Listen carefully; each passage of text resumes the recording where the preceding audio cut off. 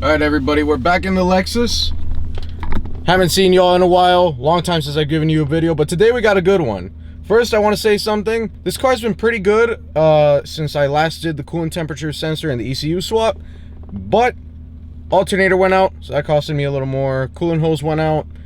Little things like that have happened, but other than that, pretty good. Now, as for the Supra, before I go, I got big news. I'm going to be posting a video on it very soon. So I do have to give you guys that update, but today's going to be a little different. Today's the long-awaited SC300 content. I've been waiting to see it myself. You guys have been waiting to see it. Everyone's been waiting.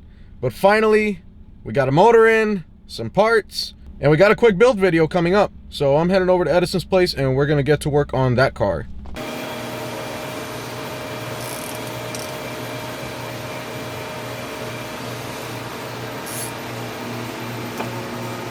So y'all, cam's being taken out. Edison, what are we doing so far? So far, we're gonna put this car together. Hopefully, we could hit the 1,000 horsepower and a little bit more. We do have the block already done. The head is sitting right over there. Yes, we do have the block done. The head is already gonna be shimmed. And one of the biggest problems I was having at this time was that whoever did it before, they didn't shim this correctly, and we had zero clearance on some of these valves. And we didn't have a serious leak, but we did have an issue that you heard a lot of knocking. Yeah, it was really loud, I remember, when you got that car back. We're going to try to shim them as close as we can to manufacturer specs, according to BC cams. 272 duration, by the way. 272. We made these brackets to hold this head a little bit over the head. I mean, we can make this for you if you ever guys need some issues to make something like this. We make all this. We have our own machine shop here. On it, pressure on the cam right now. It's the ones you want to take off first. Usually that's the problem.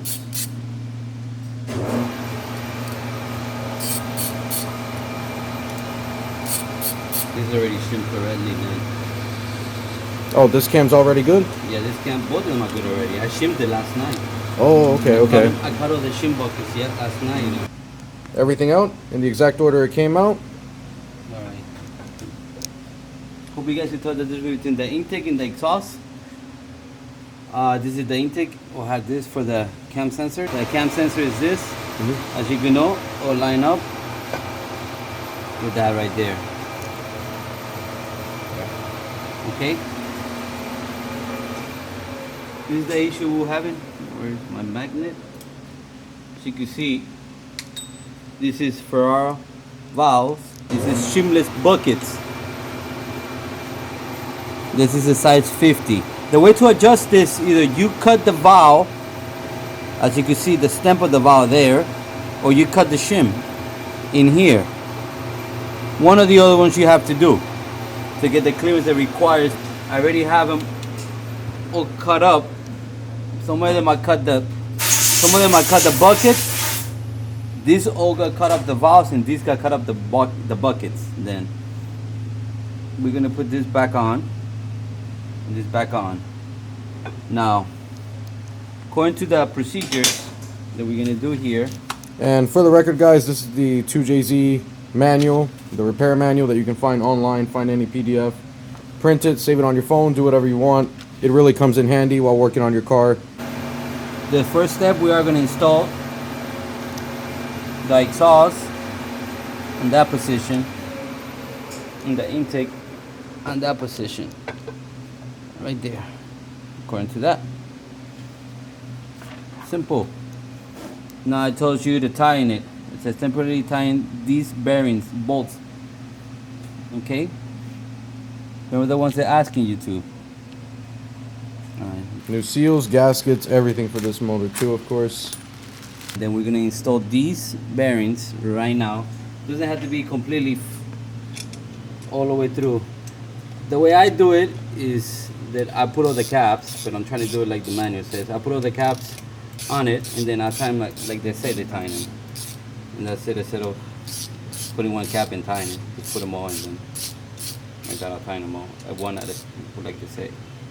Anyway, says to put them on, snugly tie them.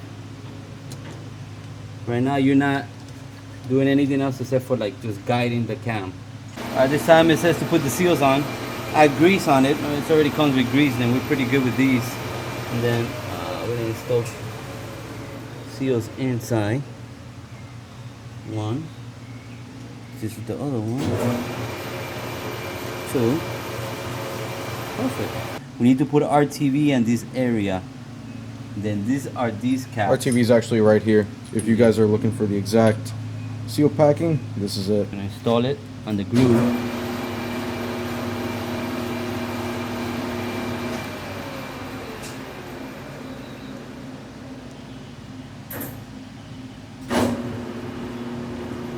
Do the same thing with the other one.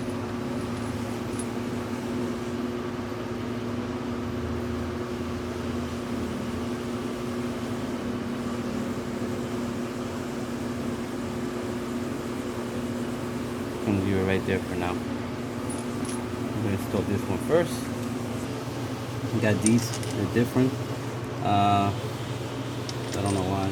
I guess misplaced them. Make sure you guys put oil on this stuff and this can. Don't be afraid of it. Nothing's gonna happen. Just put some oil. It tells you to tie in everything to 14 inch. Wait, foot pound or inch pound? Foot pounds. Foot pound? Okay. Foot pounds. Your order when you're torquing down the cams. One.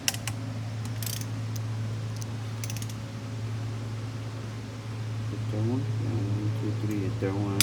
It tells you to do this one the same way.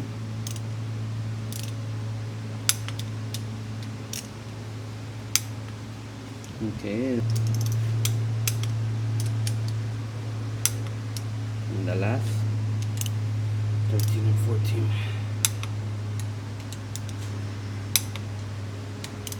Oh, jeez. Okay.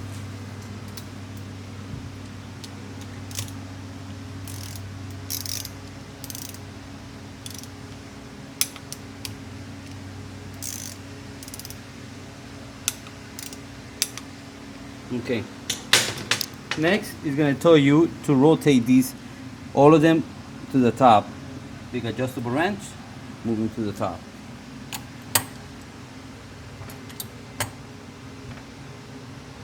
The 12 o'clock position. And after you do that, loosen these bearings.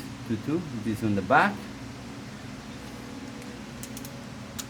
As you can see, loosen these, the back. Oh, that's the front or the back? That's the front. So that's the front. Oh yeah.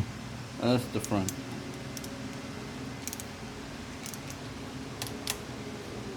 You're gonna have to put an asterisk on that on the video. Yeah. Make sure you guys. The whole purpose of loosening these is because these lobes were in the bottom making pressure on the valves. And they want to make sure that you loosen them, you tighten them again, and gives you the exact reading that you want. And then this is simple. Just loosen them up. It tells you to loosen them up. Then torque them again to the same amount until they feel freely. Then that's it, and just loosen them up. We do this a lot in aviation to make sure everything gets perfectly timed. Sometimes they come loose because if you don't do stuff like this, and then. It's a simple process, and it tells you to tighten them up again.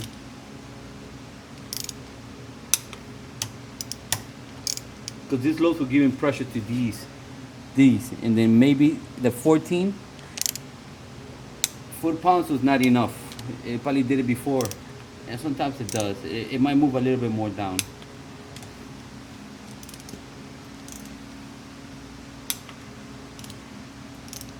One of the processes you need to do to make sure you seat the cams perfectly.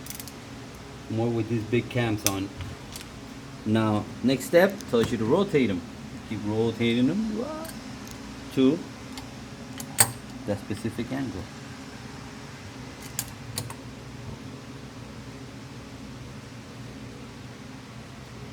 That angle right there. That looks about right. That's that first angle. The same. Now, if you didn't have this stand, it would be really difficult to do. You have to do this inside the engine of the car.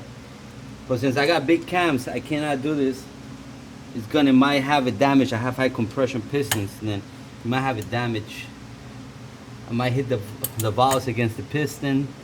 The clearance is not the same. And then this Yeah, is once why- you go bigger cam, pretty much, even if you have a non-VVTi, you become an interference engine, so you can still screw it up. It could. It's unknown, but I don't want to try it, find out. Yeah, for real. Could be an expensive experiment. Put this at these degrees, as you see right now, in the cams. Put them on the same position. And we are going to remove 1, 2, 3, 4, and loosen it up. It's simple. Loosen them, and then later tighten. Same thing with this one. And this one. And then we go to the back. There's this one. And this one. And tighten them back up.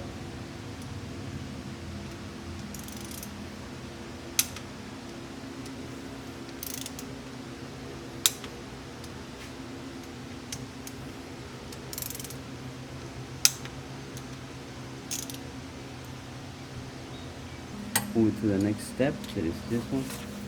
And then move to another 120 degrees.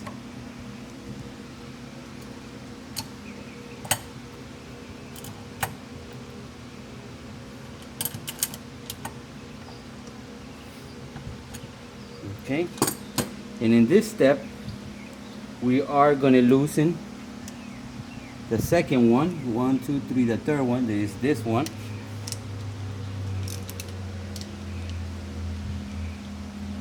And this one. This one. And the photo. 2, 3, 4, 5. 1, 2, 3, 4, 5. This one.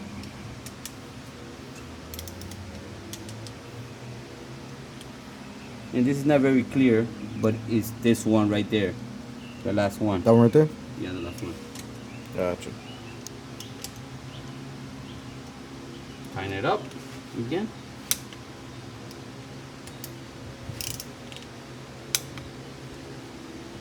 This one.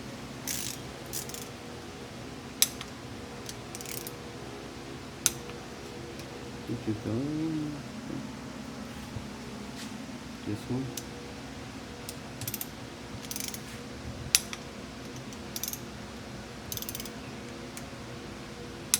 Now, as you guys could see, it's very important as to you got all these bolts tightened up. You need to check the clearance inside between the cam and the valve bucket. That is one of these. As you can see, we have one here laying around. Since I have a shimless bucket, it's a little bit more difficult to shim. We do have to cut some of these.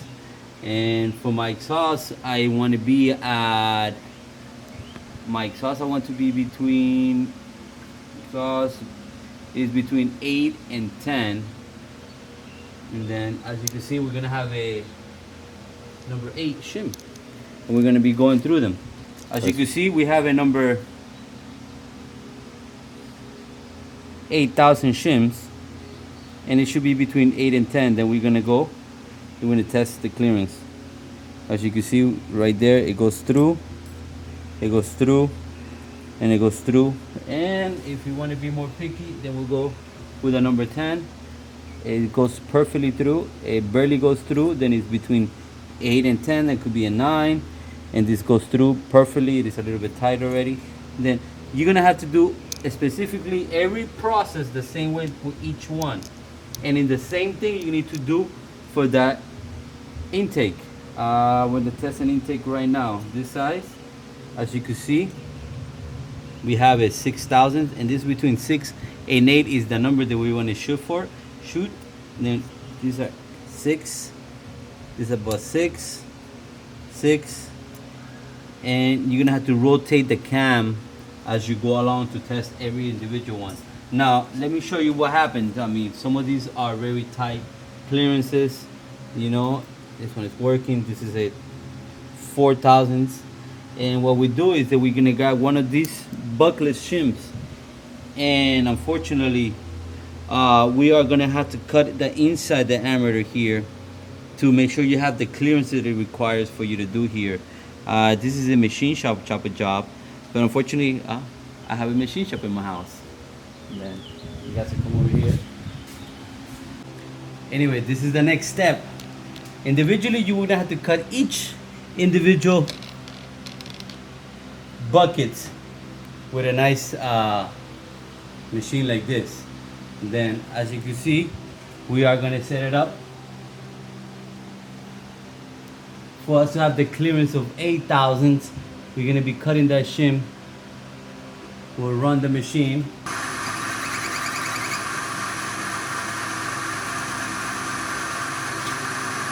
We'll run the machine to cut the clearance.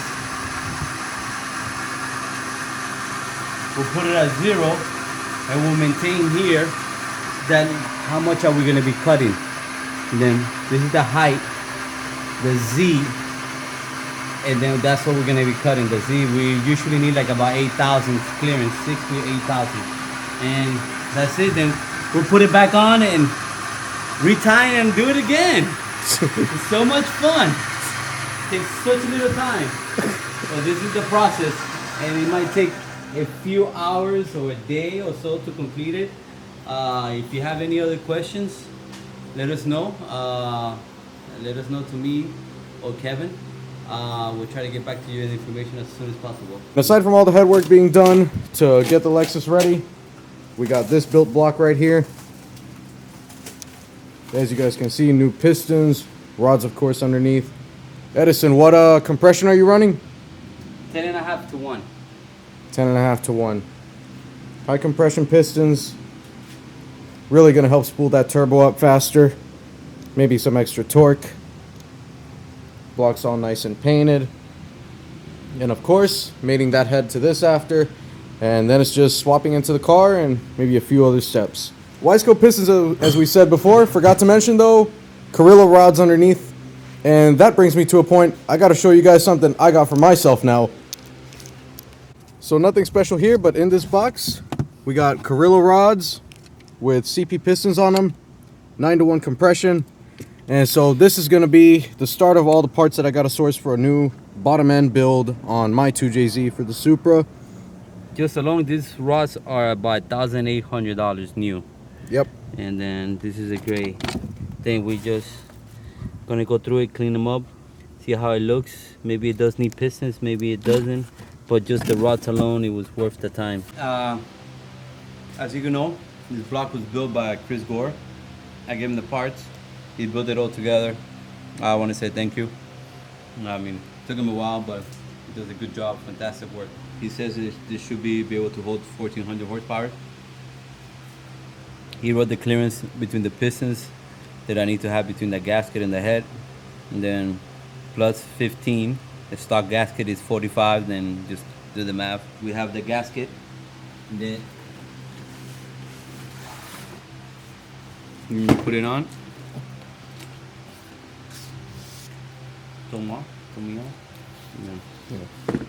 Actually didn't know Tomei made the gaskets for these. Yeah, it cost like $300 for this thing.